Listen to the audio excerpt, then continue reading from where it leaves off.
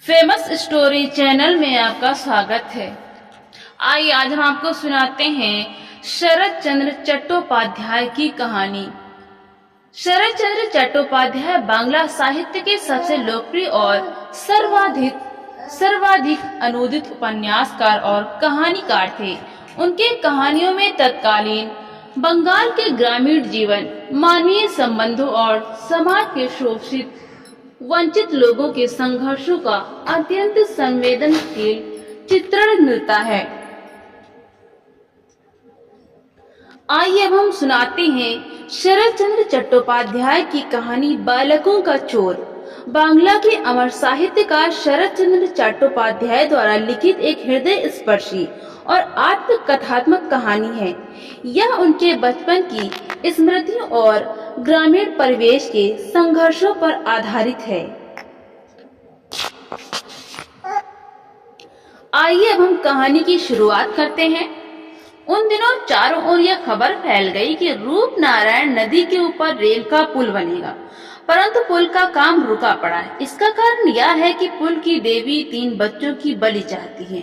बलिदान दिए बिना पुल नहीं बन सकता। तत्पश्चात खबर फैली कि 2 बच्चे पकड़कर जीवित ही पुल के खंभे के नीचे गाड़ दिए गए हैं। अब केवल एक लड़के की खोज है। उसके मिल जाने पर पुल तैयार हो जाएगा। यह भी सुना गया कि रेलवे कंपनी के आदमी लड़के की खोज में शहर तथा गांव में चक्कर लगा रहे हैं। कोई नहीं कह सकता कि वे कब कहां जा पहुंचेंगे। उन्हें पहचानना कठिन है, क्योंकि उनमें से कोई भिखारी के वेश में है, कोई साधु सन्यासी का बाना धारण किए हुए है और कोई गुंडा डकैतों की भांति लाठी बांधे घूम रहा है। यह अफवाह बहुत दिनों से फैली हुई थी, अतः आसपास के ग्राम निवासी अत्यधिक भयभीत थे एवं संदेह का यह हाल था कि वे हर किसी को रेलवे कंपनी का लड़का पकड़ने वाला आदमी समझ बैठते थे। प्रत्येक यही समझता था कि अब की बार उसकी ही बारी है। संभवतः उसी का बच्चा पकड़कर पुल के नीचे गाड़ दिया जाएगा। किसी के मन में शांति नहीं थी। सभी घरों में सनसनी फैली हुई थी। इस सब के ऊपर अखबारों की भी खबरें थी। जो लोग कलकत्ता में नौकर थे वे आकर बतलाया करते थे कि उस दिन बहू बाजार में एक लड़का पकड़ने वाला आदमी गया था। कल ही की तो बात है, कलकत्ता की गली में एक और आदमी पकड़ा गया है। वो एक छोटे से बच्चे को पकड़कर अपनी झोली में डाल रहा था। इसी प्रकार नित्य कई कितनी ही खबरें सुनने को मिलती थीं। कलकत्ता के गली कूचों में संदेह के शिकार बेचारे कितने निरपराध व्यक्ति पकड़े गए और पीटे गए। किसी प्रकार बड़ी कठिनाई से उनके प्राण बचे और इस अत्याचार की खबरें लोगों के मुंह से अत्याचार की खबरें हमारे देश में, हमारे गांव में भी पहुंचने लगी।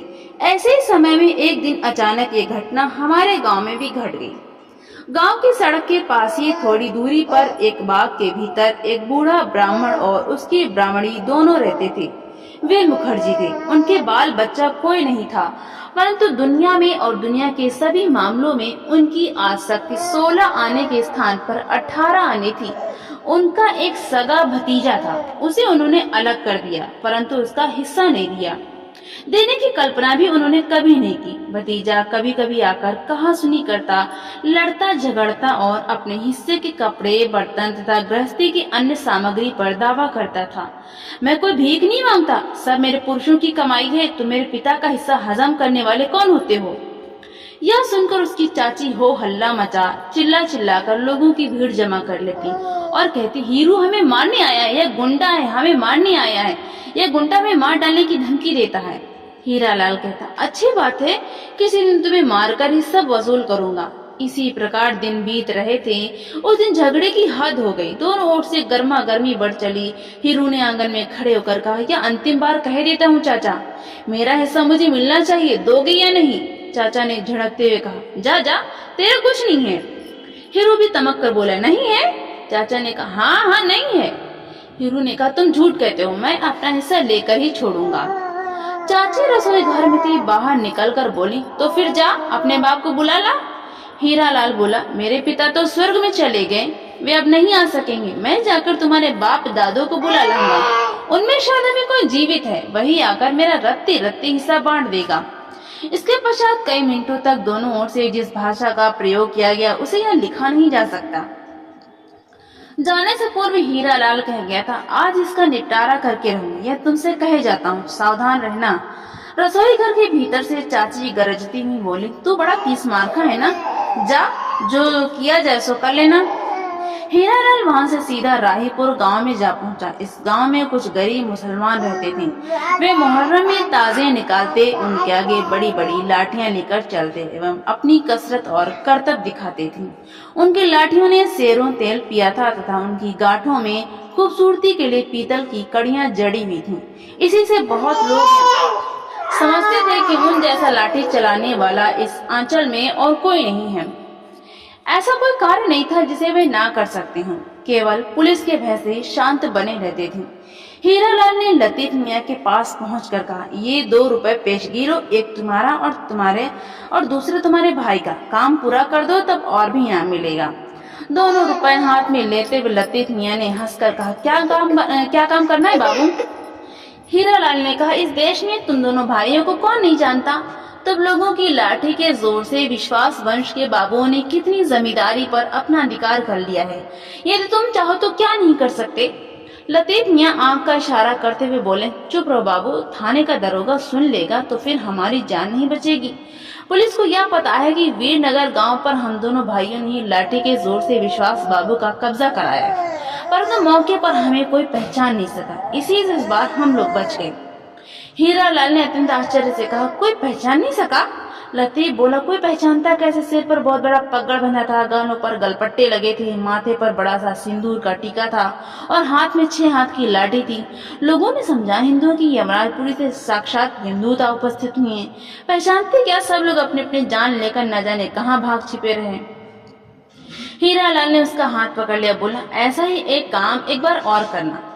तुम्हें लतीफ मियाँ, मेरे चाचा तो मेरा थोड़ा बहुत हिस्सा देने को फिर भी तैयार हो सकते हैं, परंतु हरामजादी चाची ऐसी शैतान है कि वो फूटी हांडी से भी हाथ नहीं लगाने देना चाहती।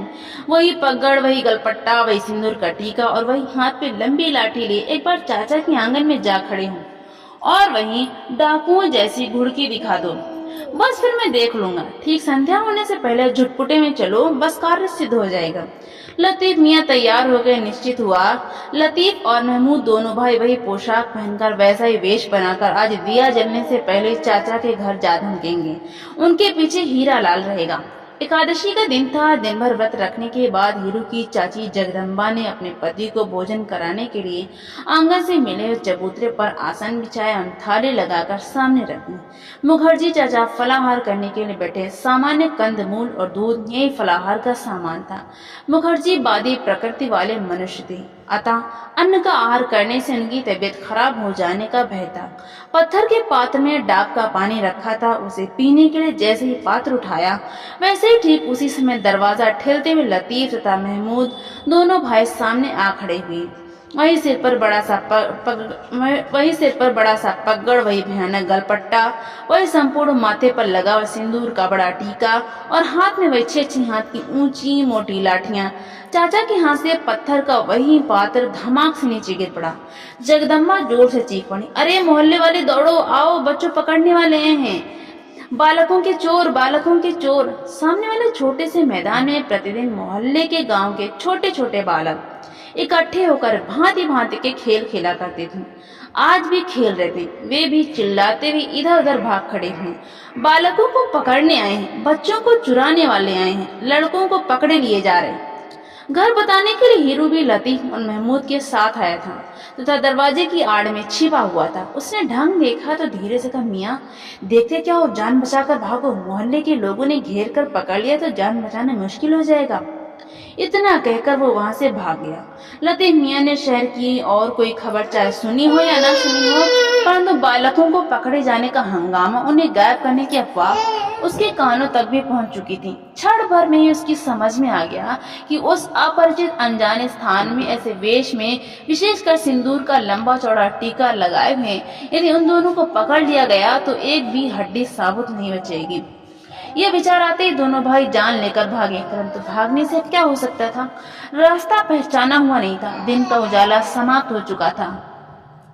संध्या का अंधकार मुंह बाए हुए उसे निकलता चला जा रहा था। चारों ओर से बहुत से लोगों की सम्मिलित एक पुकार सुनाई पड़ रही थी, पकड़ो, मार डालो साले को। छोटा भाई महमूद किधर भाग गया कुछ पता नहीं, परंतु बड़े भाई लतीफ को लोगों ने चारों ओर से घेर लिया। वो अपने प्राण बचाने के लिए कांटों से भरे जंगल को रौंदता हुआ एक पानी से भरे गड्ढे में कूद पड़ा।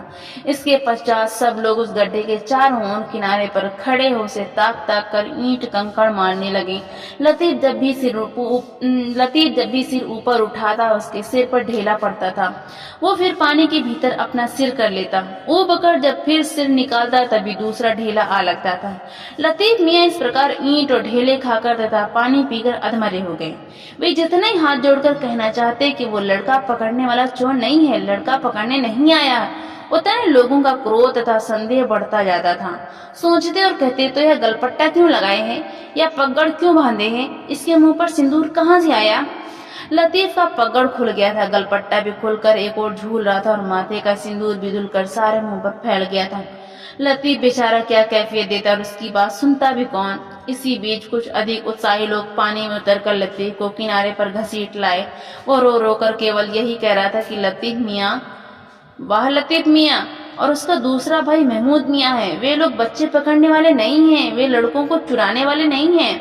इसी समय मैं भी उसी मार्ग से निकला, उधर एक काम से जा रहा था। वो हल्ला सुनकर उस गड्ढे के किनारे जा पहुंचा। मुझे देखते ही उत्तेजित भीड़ आपे से बाहर हो गई।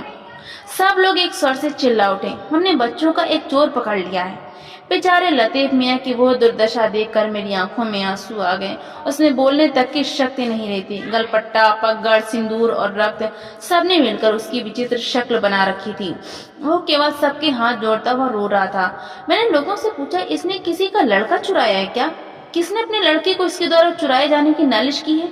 उन लोगों ने कहा, इसे कौन जाने। मैं बोला, अच्छा वो लड़का कहाँ है जिसे इसने पकड़ा था? लोगों ने कहा, हम लोग या नहीं जानते। मैंने कहा, तब फिर तुम लोग इसे क्यों मार रहे हो? उसमें से एक व्यक्ति जो संभवतः अधिक बुद्धि रखता था कहने लगा, लगता है इसने रात में किसी लड़के को इस गड्ढे के भीतर कीचड़ में गाड़ रखा है। दूसरे ने कहा, हाँ हाँ, अवसर मिलते ही वहां से निकाल लेतेगा और बलि देने के लिए पुल के खंबे के नीचे गाड़ देगा। मैंने कहा, जरा सोचो तो सही, कहीं मरे हुए प्राणी की भी बलि दी जाती है। वे बोले, मरा क्यों होगा, अब तक जीवित होगा। मैं बोला, भला लड़के को दलदल में गाड़ देने से वो कभी जीवित बच सकता है? तब मेरी युक्ति तथा बात उनमें से बहुत लोगों को ठीक जान पड़ी। पहले तो जोश में रहने के कारण किसी को यह सोचने का अवसर ही नहीं मिला था। मैंने कहा, इसे छोड़ दो। फिर उस आदमी ने पूछा, लतीफ मियाँ, बात क्या है, सब सच्चा सच्चा हाल बताओ। अब अभयदान पाकर लतीफ रो रो कर सब सच्चा हाल क्या सुनाया। हीरू के चाचा मुखर्जी और उसकी स्त्री के साथ किसी को सहानुभूति नहीं थी। सुनकर कुछ लोगों को लतीफ मियाँ पर भी तरस आ गया। मैंने कहा, लतीफ मियाँ, अब अपने घर जाओ, आइंदा कभी ऐसा काम मत करना। लतीफ मियाँ ने कान पकड़े, नाक रगड़ी, तदुपरांत कहा, खुदा की कसम बाबूजी, अब ऐसा काम कभी नहीं करूंगा। मगर मेरा भाई कहाँ गया? मैंने कहा, भाई की फिक्र घर जाकर करना। लतीफ मियाँ, अभी तो यही बहुत समझो कि तुम्हारी अपनी जान बच गई। लतीफ किसी प्रकार लंगड़ाता लड़खड़ाता वो अपने घर जा पहुंचा। बहुत रात बीते, एक बार फिर समीप के ही दूसरे मोहल्ले घोषाल टोला में जोर का हल्ला और शोरगुल सुनाई दिया। घोषाल बाबू के घर की नौकरानी गौशाला में गौ किसानी करने गई हुई थी। उसने गौ की चर्बी काटने के लिए हरी ज्वार का गट्ठा खींचा तो उसे खींचा नहीं जा सका। अचानक उसके भीतर से एक भयानक शक्ल वाला आदमी निकला। उसने शीघ्रता से झुककर उस नौकरानी के दोनों पांव पकड़ लिए। नौकरानी जितना चिल्लाती कि अरे दौड़ो, भूत मुझे खाई लेता है, भूत उतना ही अपने हाथ से उसका मुंह बंद करते हुए कहता, भैया चिल्लाओ नहीं, मुझे बचाओ, मैं भूत प्रेत नहीं हूँ, मैं आदमी हूँ। नौकरानी का चिल्लाना सुनकर गृहस्वामी घोषाल बाबू हाथ में लालटेन तथा साथ में अन्य नौकर चाकरों को लिए गौशाला में दौड़े चले आए। इसके पूर्व जो घटना घट चुकी थी उसे गांव के सब लोग जान चुके थे, अतः बड़े भाई के समान छोटे भाई की दुर्गति नहीं हुई। सबने सहज समझ लिया कि वो लतीफ का भाई महमूद है, भूत नहीं है। घोषाल बाबू ने उसे छोड़ दिया, केवल उसकी उस पके बांस की खूबसूरत लाठी को अपने लिए छीन कर रखते हुए कहा, छोटे मियाँ, तुम्हें जीवन भर याद रहे इसीलिए इसे रखे लेता हूँ। मुंह को यह सब रंग वंग धो डालो और चुपचाप घर भाग जाओ। एहसान मानकर कृतज्ञ होकर तथा सैकड़ों सलाम झुकाकर महमूद वहां से चल दिया। यह कोई मनगढ़ंत कहानी नहीं, अभी तो हमारे गांव में घटी एक सच्ची घटना है।